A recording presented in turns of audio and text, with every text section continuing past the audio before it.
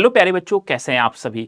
आपके पेपर में एक बड़ा ही प्यारा प्रश्न पूछा जाता है, कौन सा आविकारी चैप्टर होता है, कौन सा विकारी चैप्टर होता है।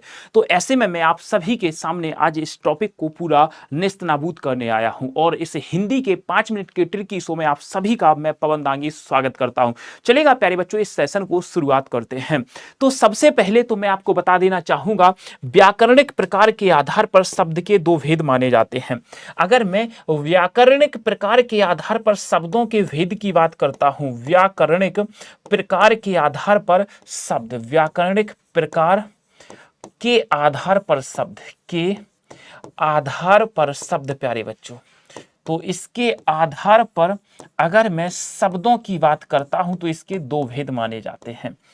कौन कौन से दो भेद होते हैं प्यारे बच्चों, तो इसको समझ लेना। इसके दो भेद देखने को मिलते हैं। एक भेद देखने को मिलता है विकारी शब्द और एक भेद देखने को मिलता है अविकारी शब्द। विकारी शब्द और एक देखने को मिलता है मेरे प्यारे बच्चों अविकारी शब्द। ध्यान से देख लेना। तो अब मैं इन सब को देखते हुए आगे बढ़ना है।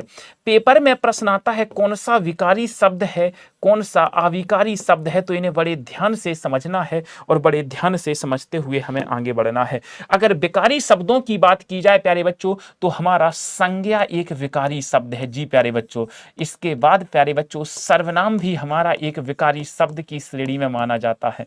संज्ञा हो गया, सर्वनाम हो गया, सर्वविशेषण हो गया और इसके बाद सर एक चैप्टर और होता है क्रिया।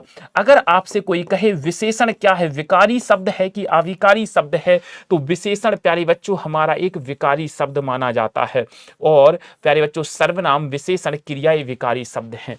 अगर मैं अविकारी शब्दों की बात करता हूं तो ध्यान से देख लीजिएगा प्यारे बच्चों, सबसे पहले तो हम क्रिया विशेषण ही लिखते हैं। क्रिया विशेषण एक अविकारी शब्द माना जाता है। और कौन से होते हैं तो नोट करके लिख लेना। एक होता है प्यारे बच्चों हमारा समुच्चय बोधक। कौन सा होता है? समुच्चय बोधक होता है। चलिएगा, ये जोड़ने का काम करते हैं। मैं बहुत अच्छे से आपको ट्रिकें सिखाता चलूंगा।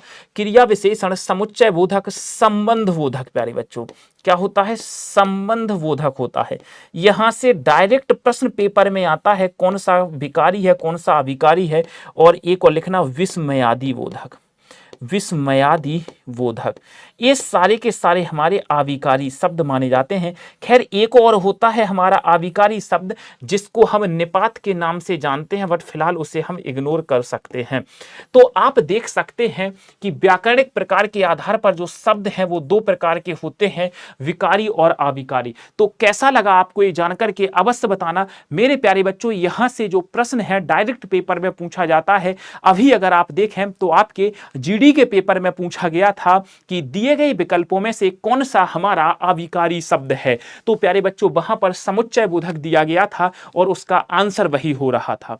तो प्यारे बच्चों कैसा लगा आपको ये जानकर के अवश्य बताना मेरे दोस्त। ये बहुत ही इंपॉर्टेंट आपका 5 मिनट का सेशन है। ज्यादा से ज्यादा बच्चों को इन्फॉर्म करो, ज्यादा से ज्यादा बच्चों को शेयर करो ताकि हर एक बच्चा इस सेशन का फायदा उठा सके और हर एक बच्चे को कुछ ना कुछ सीखने को मिले।